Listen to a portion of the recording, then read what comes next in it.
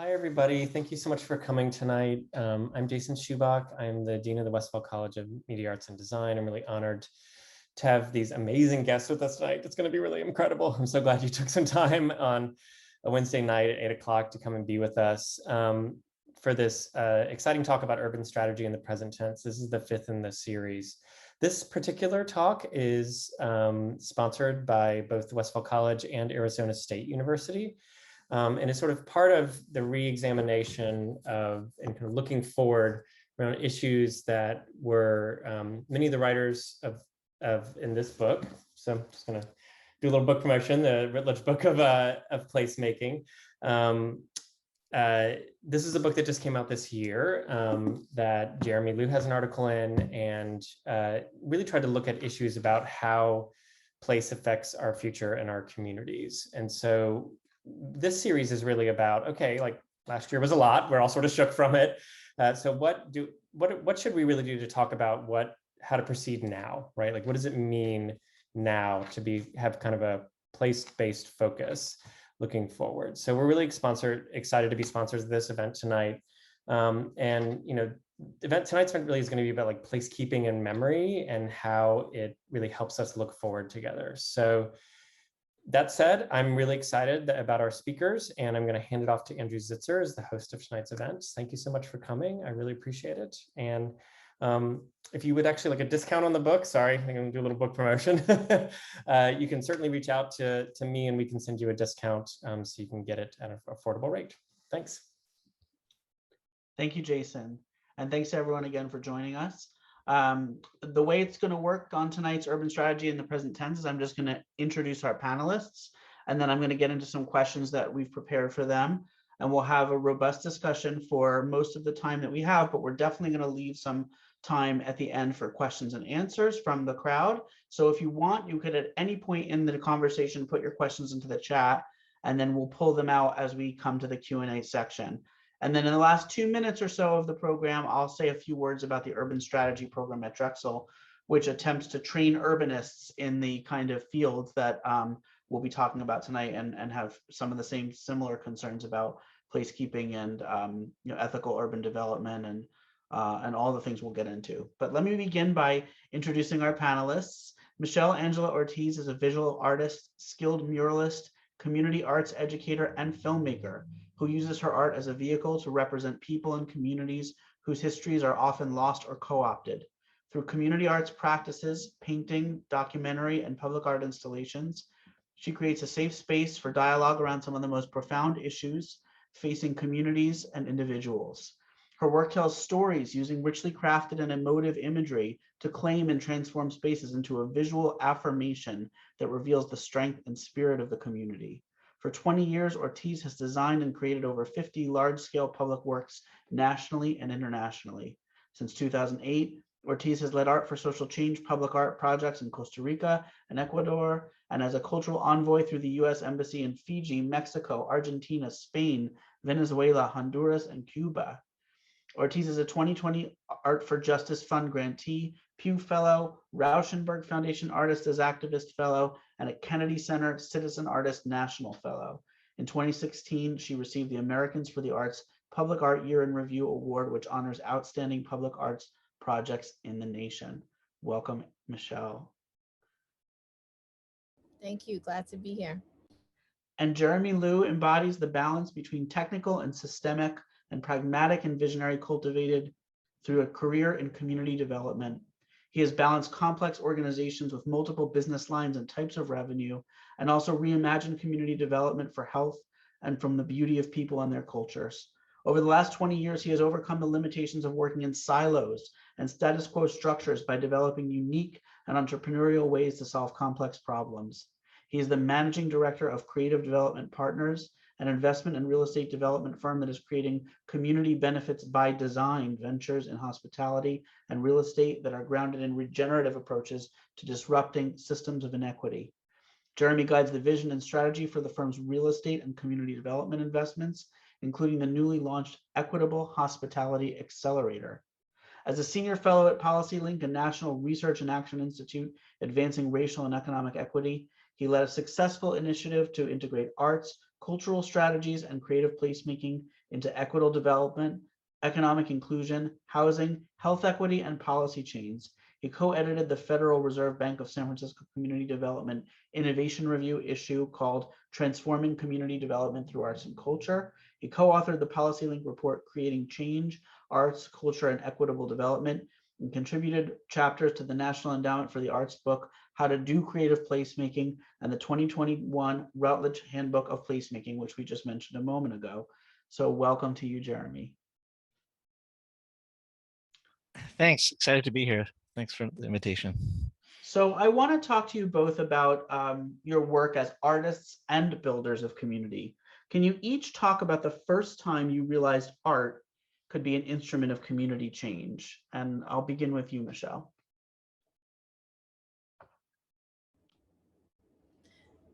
Well, thanks for inviting me into this conversation. I think that my earliest memory is I mean, I've been doing this work for 20 years, and I do think that when I started, um, I started at when I was really an undergrad, and I was working doing mosaics and murals in different communities in Philadelphia and Camden. And I felt definitely a lot more at home and connected in the public space and in neighborhoods versus this concept or idea of like creating in this like solitary space of my studio. Um, and I think that I've there's been many projects, and there's moments in which I feel that that there's certain projects that have really stood out. So I wouldn't necessarily say my earliest memory, but the memories that really stand out in the work that I've done within the past 20 years um, have been, one really meaningful trip and project that I did in Juarez in 2009 through as a United States cultural envoy. Um, we were so it was really interesting in connecting with the embassy, uh, as well as it's kind of like navigating these different systems, right? So the United States Embassy, and then we were working with really a collective of businesses that have formed a foundation. And the concept, the reason for me being in Juarez was really to connect with this like 1.5 kilometer just channel that was created out of cement that basically created a physical divide in what was one fully united community. The reason why the channel was created was because there was a flood that happened, and many people lost their homes, their lives, due to that flood. So there was already this association with the space related to loss, and really not a space of grieving, but then it also just changed the physical composition of the community. And so what was interesting, because we are speaking about Juarez, and this was, I believe, in 2008, where not even folks from La Frontera would be heading over to do any work um, in Juarez. So it was interesting around the censorship, or what the Mexican Foundation was saying. Well, we don't want any images of death. We don't want any images of and but the reality, I said, well, I'm not going to deny the reality of the community members. And so I think that for me was it was really just about, how do I maintain the integrity of this work as I'm navigating through these assumptions or perceptions of the embassy and the foundation, and centering on the community.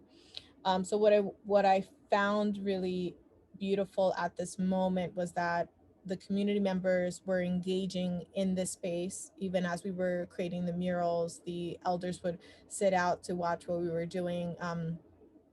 And then I basically, there were a lot of single mothers that weren't able to participate throughout the duration of the project. So there was already a collective form of mothers that were supporting one another. And so they became the paint mixers. Then we have the graffiti artists that were already doing this work. And so we placing them in leadership positions, but really, again, utilizing already the mechanisms that were already in place in the community, just reinforcing that within the project. I think that one moment that I learned from was that the day before the dedication, there was a very violent moment that happened in which one of our community members and artists were injured.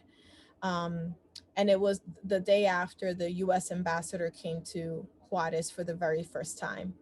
And that was really interesting too, of just like their perception of the community and just kind of shifting their perspective on who they needed to talk to while they were there. But due to this very violent event that took place, I wasn't sure if we were going to pull off the dedication the next day. And and so what was a really beautiful moment that I can see very vividly in my mind was going back to the site and seeing all of the families and the young children and the graffiti artists who finished a whole, like a third of the mural that still needed to be done the night before. They all came together and were committed to that. But it was also a representation of their commitment to community, even in the midst of violence and fear that they consistently have to deal with, right? And so I think that that was really a sense of community, because I was dealing with an embassy representatives that were like, we're going there and you have to have so many bodyguards, and then we arrive and here are like the people, right, the community, who in the midst of that moment, they were still together. So um I don't know, I think that is, it's not the earliest memory, it's definitely one of the earliest memorable moments in which I really was like, wow, this is really powerful and beautiful. Thank you so much. And I remember you telling me that story not long after it happened and sharing it with one of my classes. And I recommend that, is the image on your website of the murals in Juarez? Oh, I'm not sure. It might be. It was So a long time ago. we'll plug your website, which I think is michelleangela.com, right? It's, yes, michelleangela.com. And I also, there's a time lapse, there's a short video of the work that we did in Juarez, which was really just, it's one of those things like, there was change happening on so many levels, right? Especially dealing with, as we're speaking to, the perceptions of outsiders in a community, and the foundations, for example, the Mexican foundations, who wanted to invest in the community, but then again wanted to deny the realities of that they face every single day by creating censorship around these issues, around what they were allowed to speak to or represent in the actual artwork that we were doing together. But then there were also moments in which a representative of that same foundation came. Julia Lopez was on the trip with me, who's a theater artist, and she actually worked with the community members in creating collaborative poems that then eventually made it to the mural. And this representative from the foundation came as one of the community members was reciting their poem. And she then came to me, she goes, whose poem are they reading? Whose poem are they reciting from? Like, she, like, again, it wasn't like in her mind that this was something that was created and generated with the community. So that's why I said these moments of change aren't necessarily around what happens necessarily in the community, but with these institutions or organizations that have these certain perceptions of the community, and I think the moments of change are showing them whatever you thought is not really what it is, right? And showing something different. Thank you. That's a powerful story. And I'll ask you the same question, Jeremy. Can you talk about the first time or a memorable time that you realized that art could be the instrument of community change? Yeah, it's a great question. Thank you. I would go all the way back to some of my earlier work running a community development corporation in Boston's Chinatown, where at the time I had a collaborator who was a performance artist, Fluxus Styles, or situationist performance artist. And we were comparing notes about the different ways that performance art and community organizing really engage audiences or engage participants. And we realized that there was a lot of parallelness there. And from that conversation grew sort of the awareness about a lot of the different ways that we'd been trying to do work in the neighborhood, in the Boston Chinatown community, that could be seen through either lens. And one really poignant example is at one point, a large parking lot in the middle of the neighborhood was planned to be redeveloped. And the city decided to give this piece of land, this surface parking lot, which again had formerly been buildings that had been torn down, demolished to make way for urban renewal and whatnot, but decided to give this piece of land to a large for-profit developer from outside the community who was going to build luxury rental or market rate housing. And to serve all that housing, a 300-car parking garage as part of it. And so the community, Boston's Chinatown community is a small, dense, a lot of small streets, but it's situated right in the heart of downtown Boston at sort of the cross sections of some of the main east-west roads in the neighborhood. And the community organizing, the progressive community groups in the neighborhood were planning on doing a protest. And so they had organized a protest, which was to have people, parading with, not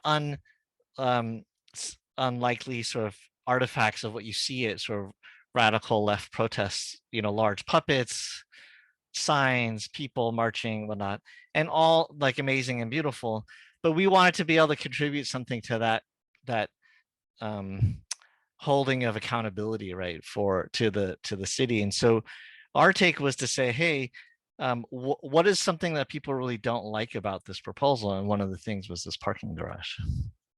We said, let's build on that, right, and say, what if we organized a car parade, a car march, a car demonstration, so to speak, of 300 vehicles to drive around this block during downtown? Or at first we were wanted to do it during rush hour, and that kind of freaked people out because it literally would have jammed up traffic all throughout downtown because of its centrality.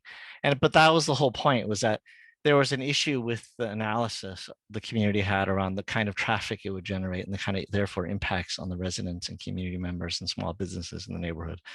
And of course, no one would ever say that, like, oh, all 300 cars who parked in this garage are going to all leave ever at the same time.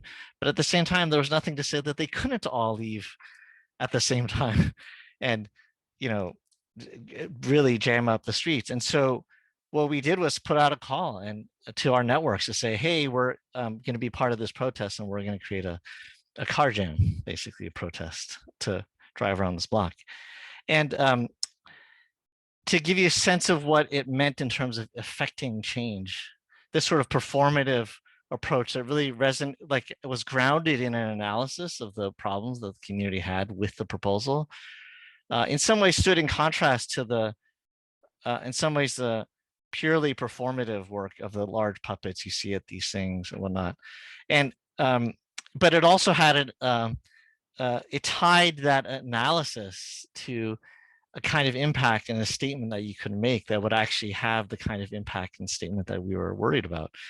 And to give you a sense of how meaningful it was is, while typically the mayor of Boston at the time was like so not interested in communities' perspectives on anything, these were the Menino years. Mayor Menino served for 20 years.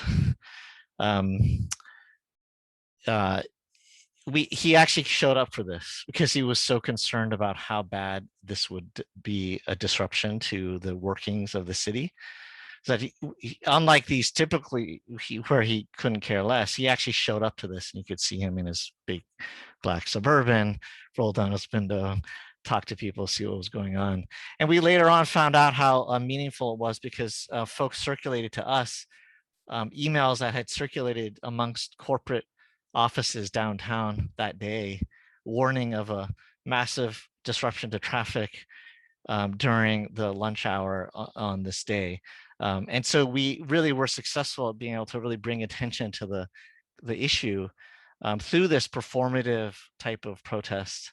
And that sort of really was an early demonstration of the impact of art as a direct instrument of community change, because we were really able to get the attention of both the mayor, but also his key constituents, right? The corporate, office employers and whatnot downtown. So it really became one of the ways that we saw that we could start to utilize art in a way to amplify, right, and to speak louder than the sort of political assumptions normally would assign, to have more power than the political mainstream was sort of normally assigned to an immigrant community in Boston.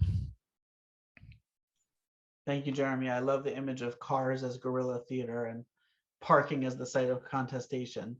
It's, as an urban planner and an arts person, that really sort of brings together a lot of the strands. So I have questions for each of you about your own practices. And I'll start with Michelle. You were raised in the 9th Street Market area in South Philadelphia and have done some public art interventions and work there. Can you talk about the way that space has changed during your lifetime and how it's been contested? And what was it like to make art in that environment with the special relationship that you possess? Yeah, I mean, I think well, I live on one of the side streets. So 9th Street runs this way and 10th Street runs this way for folks who are trying to figure that out. And but the closest intersection is 9th and Washington Avenue. I've been here, my family has been here. My mother in particularly has been here for over 50 years. This is the first place that she landed in Philadelphia when she immigrated from Colombia in she was just 17 years old. And yeah, we were just thinking about that. And we're like, she's never really lived anywhere other than South Philadelphia. So we landed here in this particular neighborhood in 1973, and at a time where there were not many Italian. I mean, there were mostly predominantly Italian immigrant families, but not many Latino families, and my mother worked for one of the Italian families for 25 years. So when I, fast forward in 2010, 2011, when I was working on the project Journey South through the Mural Arts Program, I developed, or I proposed, there was a proposal out for artists, and I proposed to do something in the market. And my piece was called Different Paths, One Market, where I actually also worked with Tony Rocco, who's a photographer, who was also born and raised in South Philadelphia. The work really was around highlighting immigrant stories and connecting the different stories of the vendors along the market. And most people knew me as Epi and Miguel's daughter, not as Michelle. So the challenge there was kind of reintroducing myself and as an artist and as this concept and what I wanted to do. And what I think the market in my neighborhood, which I think I appreciate at times, and other times I'm like, oh, it's just like really brutal honesty. That's what it is in the market. But at the same time, it is about making things happen so people can understand, oh, that's what you're trying to do. So in 2011, there was a number of interviews that we did with several vendors, produce vendors. And so if we look at and right now I'm doing another project called Our Market, which I think it's like how several years later, and I'm back in the market again, investing back into my community, but with a very intentional time frame, and working with the community in a deeper level than this kind of first introduction. But the thing is that in the market, what is the same, the common thread is that there's still immigrant families. What's also very, very much the same, unfortunately, is that there's always been the presence of the African American community, but not really included within the narrative of the market and their contributions. Um, and it's very much focused on folks saying the Italian market, the Italian market. And when I was growing up, yes, there was predominantly Italian vendors, but then there were also Greek vendors and there were Jewish vendors. And there was always and even Southeast Asian vendors, right? And so we fast forward, and there's a huge influx of Mexican and Central American families that very much like my own family immigrated. And so, but what is also unfortunately common is the lack of acknowledging those contributions. So one of the things that I really wanted to highlight through these public art installations was not just the stories of the immigrant vendors, having them engaged in that process, and we basically transformed the awnings of each one of their stands to represent their stories. But for some of them, it was the first time that they were getting to know each other's story, right? And one thing about the market is that it's incredibly diverse, but that doesn't mean that everyone gets along, right? And so we fast forward just this past summer with the removal of the Frank Rizzo mural, along with the statue, and a lot of that kind of that racial tension has resurfaced. And so, and this was all, you know, I started, so that was Journey South. And in 2019, I created the Our Market Project, which I've been developing, which, by the way, is received funding from the National Association of Latino Arts and Culture. And one of our programs, one of the components of the project is actually the community-led research, which will be through the funded through the Southwest Folk Alliance and CERNA Foundation. So I'm thinking of Maribel Alvarez because I know that she's also part of the book. And so yeah, it's kind of like, it's not, for me, it's not necessarily a reintroduction. It's more like, how am I meeting my community where they are now, right? And understanding that with the pandemic, especially the hit that's taken on small businesses, everyone's been pretty much in survival mode. But then added to that has been this thought of like, well, the removal of this mural, the removal of the statue is a removal of our history, is a removal of us and our identity. And mind you, I was born and raised in this community where I was taught to look at Rizzo as a hero, someone who made it right from South Philly to City Hall. But the reality, as I got older, I realized his legacy of violence, specifically within Black and Brown communities, specifically Black communities. So this is where we are now, right? Where there's still a lot of struggle in terms of spaces and stands that are disappearing because of parking spaces. There's still issues around, because of the pandemic, a lot of the businesses that were open or have now closed.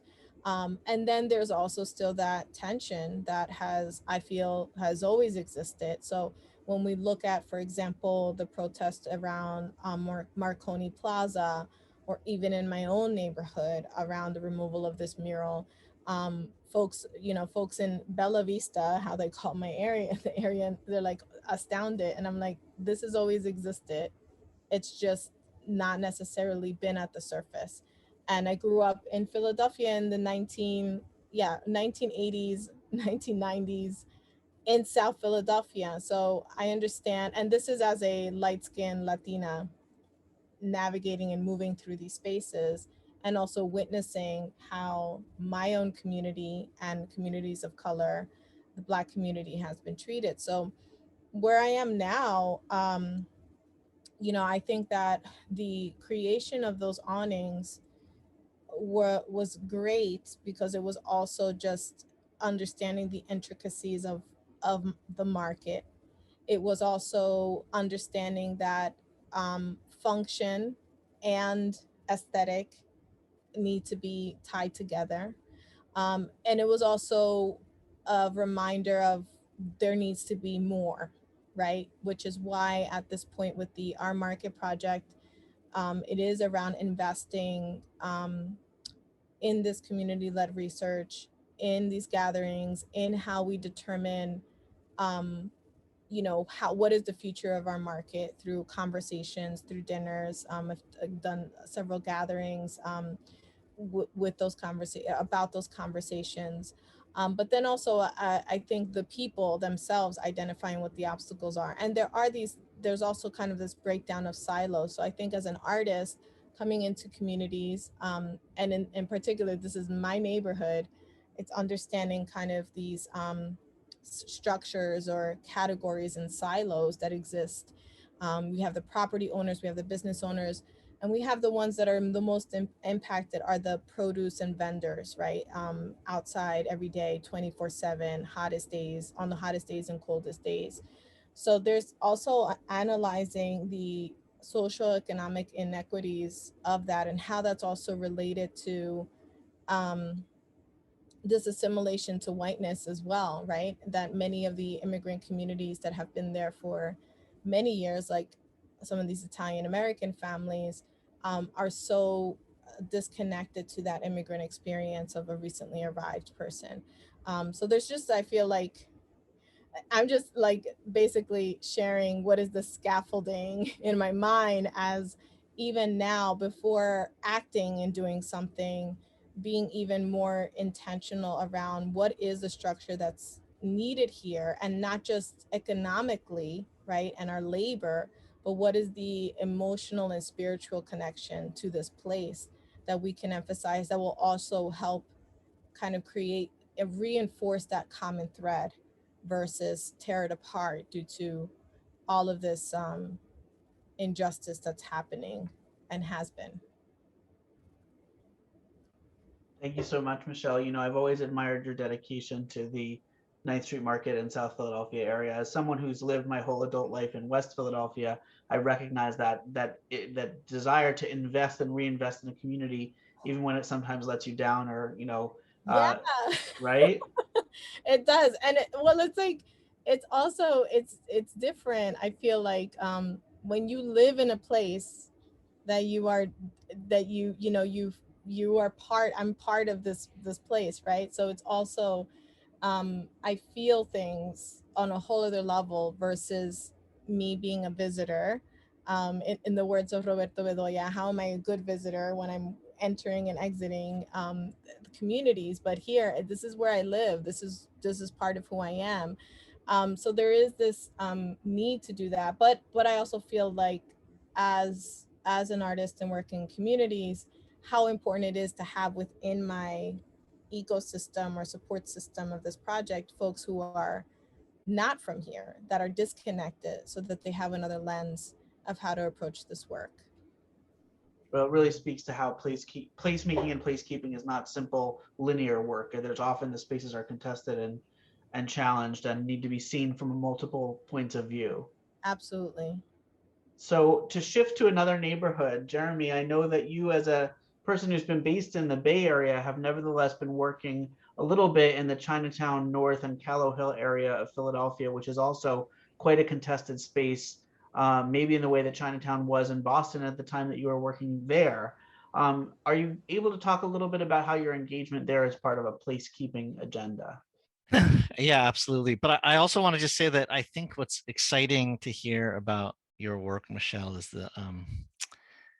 those tiers of like power and the dynamics of power in those tiers, right? That the vendors and the business owners are often the ones that are most visible, but also the least have the least amount of agency over their built environment, basically, because they are predominantly probably renters of their commercial spaces rather than property owners and building owners. And that's exactly the same in most Chinatowns, that, and it gets reinforced even that, like, for example, most Chinatown chambers of commerce or whatever are ostensibly about representing the business owners, but they're really about representing the small property business owners and not the actual small business owners who are vulnerable. So it's so great to see the kind of work you've done that really sort of disrupts that, that those tiers of hierarchy. And I think it relates to the work in Chinatown North for sure, and really in Chinatown in general in Philadelphia. Actually, the first project I did in Philly as an active sort of sponsor of a project or a proponent was it was actually with the Asian Arts Initiative in 2009, where in a somewhat snarky commentary about the mural proliferation in Philadelphia, we painted an entire parking lot orange as a giant color field mural of sorts. And it was called Chinatown Orange as a project, because we were riffing off Glidden's appropriation of the term Chinatown Orange as an actual color that they were commoditizing and selling. And we were trying to reclaim that commercialization of the neighborhood, or the neighborhood's identity, reduced to, in a commercial setting, a SKU, right? A product code, a number in this one color. But it was a specific site. It was the site of a proposal that the community had been advancing for decades to build a community center on 9th and on 9th Street, different nights. Actually, it might be the same. I don't actually know if it goes all the way through. Maybe it is actually. That would be interesting. Where the Crane project now sits, where eventually, many years later, over a decade later, the Philadelphia Chinatown Development Corporation was actually able to fulfill that goal. And the whole purpose of the project was to make sure that the fight for this site had been ongoing for so long, that this was a way of trying to really help keep people focused and their attention focused on this site, because it had been so long. And this is the typical rhythm and pattern of urban development, is that things just take a long time, except of course, if you're extremely well connected, extremely well capitalized, for-profit market rate developers, things can happen very quickly. But otherwise, in most communities, things take a long time to happen. Speaking of this sort of evolving in the cycles of coming back into a place. And so in 2009, one of the goals, we worked with the Philadelphia Chinatown Development Corporation in partnership with the Asian Arts Initiative, was to think about a way to help them keep folks focused on this site as a future community center. And so we took this color and basically repainted it and then restriped the orange with parking stalls. So literally you could park on this just color field mural, and it really was just this extremely bright and visible beacon to remind people who were passing through there, thousands of people a day, that this was a space to be claimed by the community. And that utilizing a visual means of maintaining sort of moral site control over a space is one of the practices that I've been involved in Philly, around sort of placekeeping and placemaking. And then fast forward, just about 10 years later, worked very closely with the Philadelphia Chinatown Development Corporation, directly working with Friends of the Rail Park, with support from William Penn Foundation, to really to design and facilitate a process to create a community-driven equitable development strategy for the sort of presence of the rail park in the community, right? And the idea was that what were the ways that low-income and limited English-speaking immigrant community members could really advocate for their interests and access to the resources they needed in a community, but to not simply demand those things, but also team up with the city at large and say, what are the ways that we can find those resources directly? And the goal in this particular project was to really understand that public land and development processes are inherently are of public value, are manifesting public value, and we have to demand what we want out of those processes. And even things like business improvement districts and tax increment financing can be leveraged for communities to generate the value that can throw off sort of enough resources to address everything from affordable housing to the more common use of a business improvement district or tax increment financing district around a park, which tends to be about maintaining or safety, what are the other things that we need to know that a community needs in order to feel safe, right? It's not just safety ambassadors on the street. It's actually access to affordable housing, quality jobs, and other things. And so that process created a sort of a plan for how to utilize value capture, public land disposition to really empower communities. And it's called Chinatown Future Histories. And so you can find that now, and it really online now. And it's a lot about how what is seen as Philly's version of the High Line, the rail park, can really have a pro community, like a pro social benefit to prevent and forestall gentrification rather than exacerbating it, which those types of projects often do in many places around the country.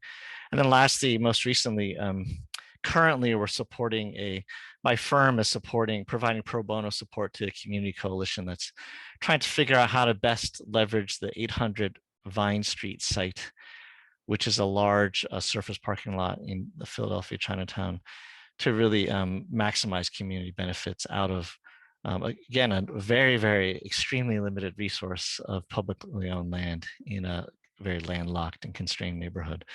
And so that's been an exciting process because there's so much, it's so clear how much the community sees. I think actually the community sees land as a canvas, right? As a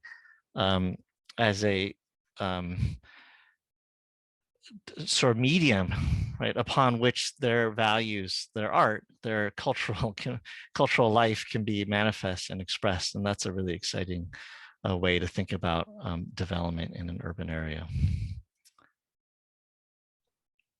Thank you, Jeremy.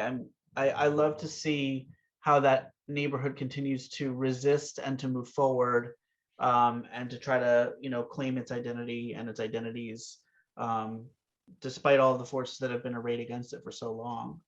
And so I'm looking at the time. If anyone has any questions, please pop them into the chat. But since I don't see any in the chat yet, I'm going to go with my last two questions, one for each of you, because there are things I want to hear you talk about very much.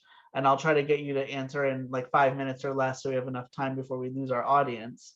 And this is very hard, I know, because with my next question, I want to ask Michelle about your most ambitious project to date, which is the Familias Separadas project and the film Las Madres de Berks. If you can talk a little bit about that project, and I want to ask you if it has a connection to this idea of placemaking and placekeeping, even though we're talking about people who have arrived at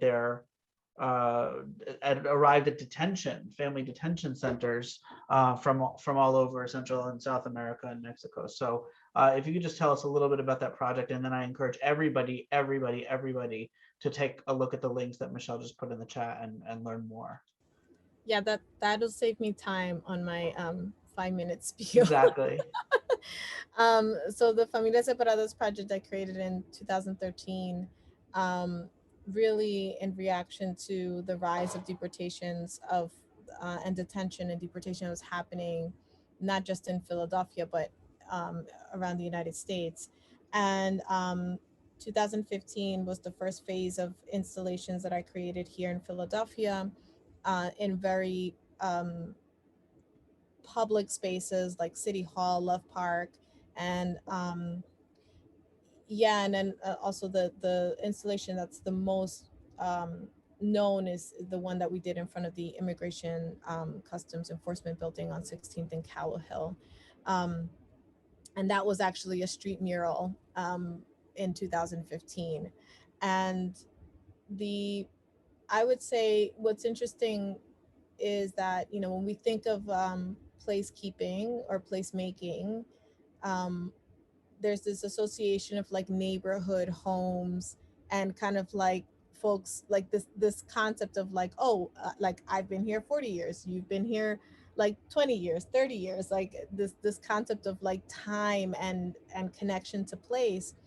But I also feel that when we think of placekeeping and placemaking, is really home is in the communities that you've built, right, and you feel connected with. And so I think that for example, with Las Madres de Berks, which is the second phase of the work that I did, I worked with families, mothers that were detained with their children for 2 years in the Berks County Residential Center, which is a family prison that has held and up until late February has held families in detention with young children. And so there's a sense of just when you're so far away from home or from neighborhood or from a place, and you're in this space unwillingly, right? Because they're being their freedom is taken away, even though they have the legal right to seek asylum with their children. There's definitely a sense of home and a sense of place within the families that they've experienced that unfortunate injustice with, right? And being detained. And so I think that there's a lot of power in that community support, a lot of power that I've realized with even within these mothers, that even though they were going through all of these issues, they became a resource for recently arrived families that would then come into the detention center. And now that I'm in phase 3 of Familias Separadas, where I'm working with community participants that have been detained, or a loved one has been detained in North Carolina, in New Hampshire, in Colorado. These are all spaces very similar to Pennsylvania, in which these detention centers still exist and still target our communities of color and undocumented communities.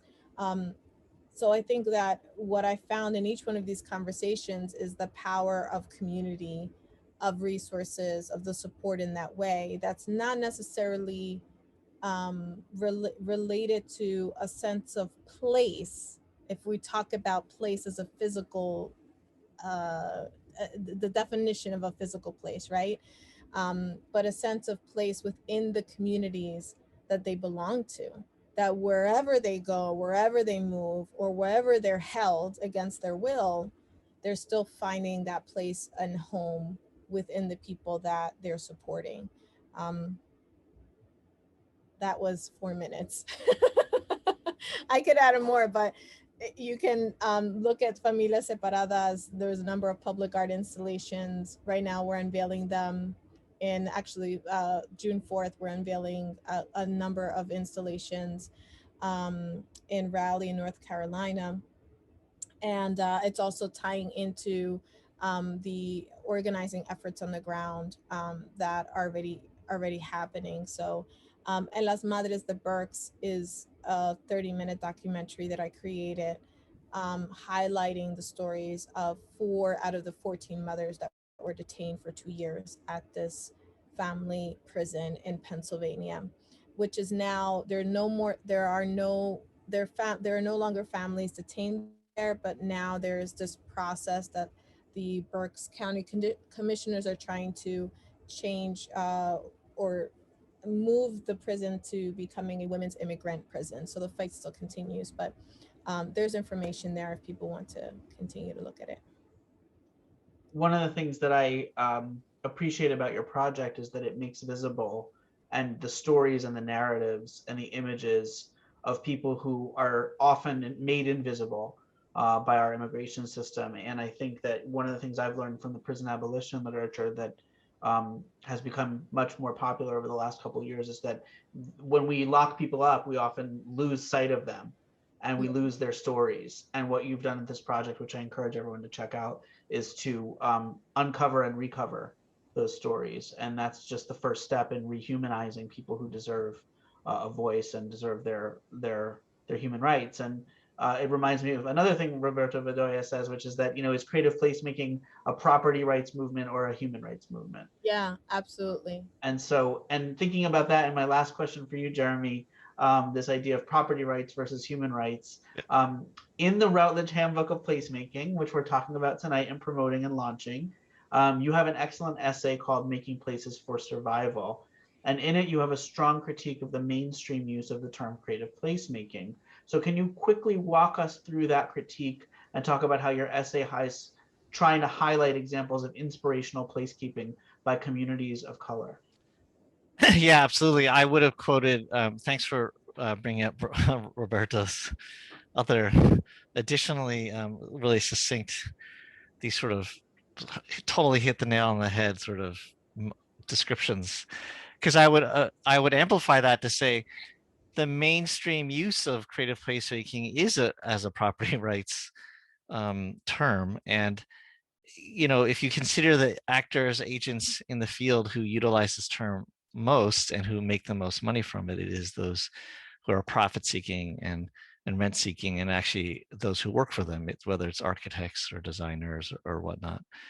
And so my essay is one of many people's attempts, along with Roberto's, right, to ground the term in a revolutionary sort of human rights context, in the way that and the examples I use in particular are really sort of, I want to lift up the sort of quiet and, to your point, unseen or unrecognized revolutionary acts that actually can form a body of a legacy of creative placemaking that I think should inform the way we design the work going forward, or intentionally do the work going forward. Because in the United States, right, people and their economic productivity have always been owned by others. It is part of an original legacy of the United States. And so the sort of revolutionary practices that I described in those 3 case studies, and really talking about Boston's Chinatown as well, those are practices that liberate people and have been creative and place-based since the first Europeans and first arrival of slavery in the United States. The examples of Maroon, the oldest example in the books are the Maroon settlements of the Great Dismal Swamps, where literally escaped slaves would have created their entire own societies and communities in the Great Dismal Swamp, and remained sort of relatively untouched by the outside world for many generations. And then I think that it's important to recognize these, to your point, Andrew, right, about, and the work that Michelle, you've been doing, of like recognizing the liberatory nature of these community-based practices, because it absolutely has to be seen as a practice that seeks racial and social equity and justice, and not one that is seen as a new planning tool or a new development strategy. Let's see. I think that's a good summary. I mean, I think one way of describing the essay is that I try to find 3 examples which, if you were to think of like a Maslow's hierarchy of needs for the physical world, I would almost put at its foundation the power and agency over one's place, geographic, social, political, economic, as the foundation. And these are 3 good examples of the way communities have done that in the face of tremendous oppression. So the Indian Canyon example is in some ways a very contemporary manifestation of a kind of native response to the displacement that they have faced over many years or generations, centuries, and utilizing a really creative remix of some of the worst public policies, the Dawes Act, to force them off their land. They used to reinterpret and find a way to reclaim a piece of land for their family and the community through a reinterpretation of policy. And to me, that really reflects this idea that policy is cultural, and that we have to embrace this idea that all policy manifests the sort of the trifecta of the cultural trifecta of capitalism, patriarchy, and white supremacy. And until we recognize that, until we acknowledge that, we won't be able to move past that. But once we do, we can start to see how we need a cultural culture in all policies approach to make sure that culture, the positive, proactive, beautiful, diverse, sort of multifaceted culture of America now actually is manifest in all policies. And I think that's sort of the takeaway out of that essay ultimately. Thank you so much. I think that ultimately ties back to what Michelle was talking about in the 9th Street Market, which is about seeing. That when you see deeply into a place, a people, a narrative, then you can start to dismantle the systems that bind people to ways of seeing and ways of believing that Mhm. are counterproductive, and open their eyes, or open our eyes, to other possibilities and other narratives. And so that's a powerful testimony from both of you on your important and timely work. We are running out of time, so before I let everybody go, I want to thank you for such inspiring stories and words, and the work that you do. I want to make sure that we all follow up on, look at your work, and learn from it. This series is part of the Urban Strategy in the Present Tense series, which is intended to highlight the kind of work that cutting edge urbanists do in many different fields. And at Drexel, we have a master's program called the Masters in Urban Strategy, which is a 2-year, 48 credit master's program that really talks about a lot of these issues in a very candid way, in a very critical way, but also gives students the tools that they need to survive in the profession, so that we can transform planning, we can transform design, we can transform policy, and more.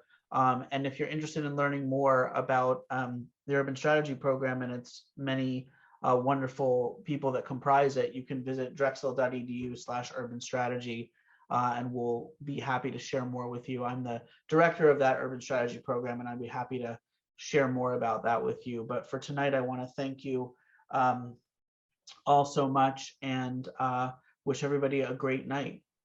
And thanks for responding. I see Ali Sasek has a question, so that's good. Thank you so much, Michelle and Jeremy, for responding to that. And everyone, thank you very much for joining us tonight, and have an excellent rest of your evening. Thanks for having me. Bye Thank now. you.